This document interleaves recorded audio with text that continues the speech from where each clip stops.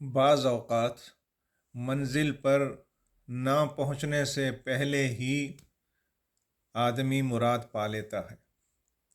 نبی اکرم صلی اللہ علیہ وآلہ وسلم نے جب ہجرت کی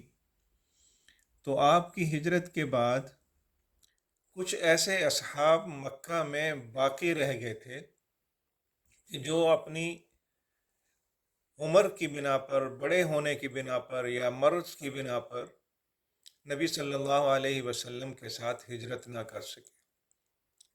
ان اصحاب میں سے ایک جلیل القدر صحابی زمرہ بن جندب ہے۔ وہ عمر رسیدہ تھے، بیمار تھے، آپ صلی اللہ علیہ وسلم کے ساتھ ہجرت نہ کر سکے، لیکن دل کے اندر تڑپ تھی کہ کب وہ موقع آئے، کب میری طبیعت درست ہو اور میں رسول اللہ صلی اللہ علیہ وسلم کی خدمت میں پہنچوں۔ لیکن بیماری نے نہ چھوڑا اور وہ اسی طرح بیماری کی حالت میں رہے۔ جب بیماری سے وہ تندرست نہ ہو سکے تو پھر آخر کار انہوں نے عزم کیا سفر کرنے کا، اور بیماری کی حالت میں وہ مکہ سے نکل پڑے۔ دوران سفر بیماری شدت پکڑ گئی، اور پھر جب انہیں یہ محسوس ہوا کہ اب میرے ایام تقریباً پورے ہو چکے ہیں اور موت کو قریب وہ دیکھنے لگے، تو پھر انہوں نے اللہ رب العالمین سے کلام کیا اور اپنا ایک ہاتھ پہ دوسرا ہاتھ رکھ کر اللہ رب العالمین سے عرض کیا کہ اے اللہ، تو گواہ رہے کہ میں نے تیرے ہاتھ پر بیعت کی، یعنی میں نے تیری بندگی کو قبول کیا ہوا ہے، اور اے اللہ یہ میرا دوسرا ہاتھ دوبارہ پھر انہوں نے رکھا کہ اللہ تو میری بیعت کو قبول کر لے، اپنے لیے بھی اور اپنے نبی کے لیے بھی۔ یہ بات انہوں نے کی، اللہ کو اپنا وعدہ دیا، بیعت کی، اور اس کے بعد ان کی روح قبض کر گئی، روح پرواز کر گئی ان کے جسم سے۔ تو رب العالمین نے جبریل علیہ السلام کو نبی صلی اللہ علیہ وآلہ وسلم کے پاس بھیجا اور بشارت دی۔ تو نبی صلی اللہ علیہ وسلم نے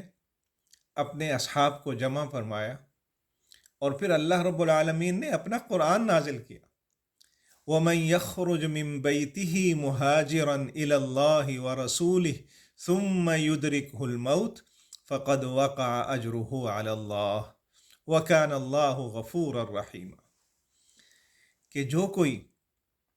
اللہ کے راستے کے لیے اپنے گھر سے نکلے اور پھر اسے راستے ہی میں موت آ لے، یعنی وہ اپنی منزل مقصود تک نہ پہنچا ہو، اسے موت آ لے، تو پھر اس کا اجر اللہ رب العالمین کو پہنچ چکا۔ یعنی انہوں نے جو بیعت کی وہ اللہ رب العالمین نے قبول فرما لی،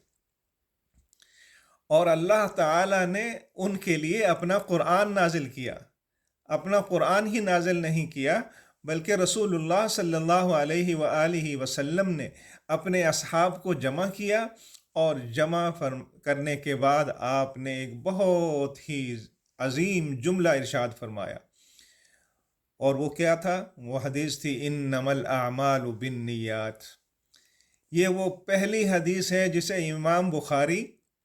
اور امام نووی نے اپنی 40 احادیث میں جس کا تذکرہ ہی نہیں کیا، بلکہ پہلی حدیث کو شمار کیا ہے کہ اعمال کا دار و مدار نیتوں پر ہے۔ یعنی یہ وہ خوش نصیب صحابی تھے کہ جو مدینہ منورہ تو نہیں پہنچ سکے، اپنی منزل تک تو نہیں پہنچ سکے، لیکن انہوں نے ارادہ کیا اور اس ارادے پر عمل کیا، راستے ہی میں موت نے آ لیا، تو اللہ رب العالمین نے ان کے لیے اپنا قرآن نازل فرمایا، اور رسول اللہ صلی اللہ علیہ وآلہ وسلم نے اپنے بہترین وہ الفاظ استعمال کیے کہ جسے امام بخاری کی کتاب میں سب سے سر فہرست جگہ ملی۔ تو میرے عزیز دوستوں، ساتھیوں، جوانوں، بیٹیوں، چلتے رہیے، منزل کا تعین کر کے چلتے رہیے، یہ لازم نہیں کہ ہم وہاں تک پہنچیں، لازم یہ ہے کہ ہمیں اس راستے کی موت بھی اگر نصیب ہو جائے تو ہمارا کام ہو گیا، اور ہم نے اللہ رب العالمین سے جو کیا ہوا عہد ہے اسے ہم نے پورا کر دیا۔